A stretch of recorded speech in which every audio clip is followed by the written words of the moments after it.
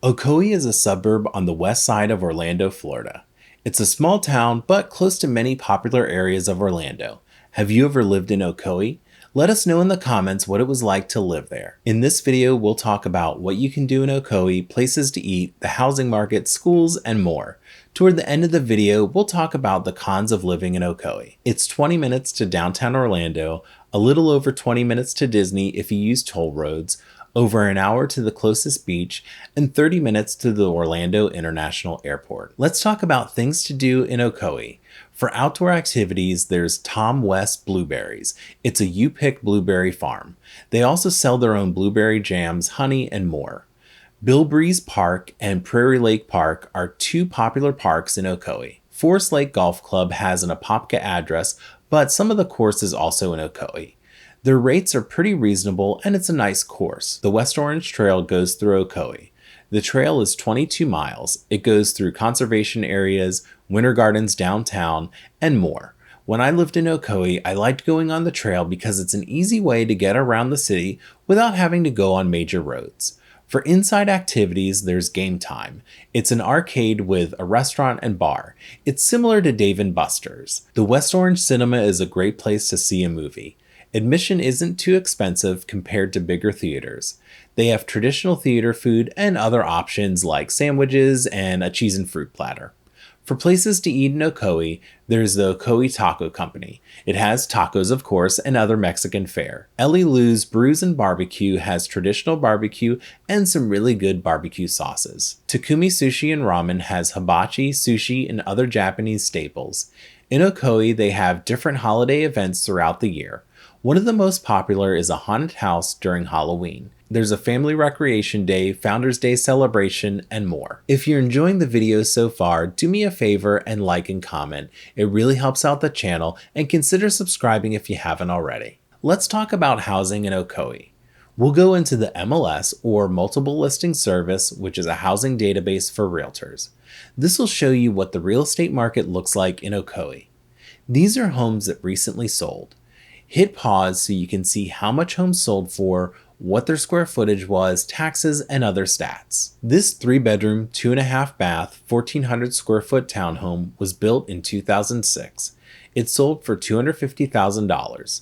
The condo fees are $246 a month. The taxes last year were $2,200 and was homesteaded. If it wasn't homesteaded, the taxes may have been more expensive. This 3-bedroom, 2-bath, 1,000 square foot single family home was built in 1960. It sold for $240,000. There isn't an HOA. The taxes last year were $670 and was homesteaded. The AC, kitchen, and some other items have been updated within the last few years.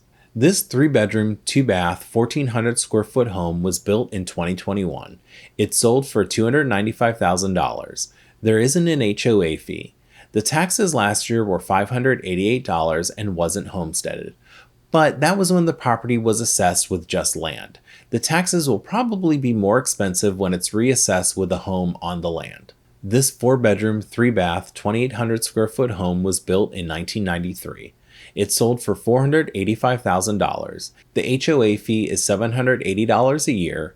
The taxes were $3,926 last year and was homesteaded. It's a lakefront property that looks out to Lake Olympia. I'll put a link in the description of my preferred homes for sale in Ocoee. In Ocoee, you'll find homes that are over 100 years old. You'll also find some new homes as well. A bulk of the homes are from the 90s and early 2000s. There's new construction in Ocoee, but most will be in subdivisions and some homes are built in place of a teardown. Some parts of Ocoee don't have an HOA and some do.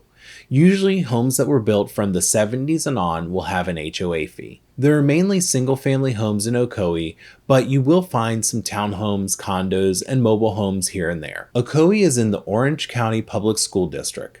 I'll leave a link to a school zone map and school rankings in the description. Ocoee has some private schools like Victoria Christian Academy and Light Christian Academy. There's some more private schools in Gotha, which is right next to Ocoee. Now let's talk about some cons. I've heard people say there's not much to do in Ocoee.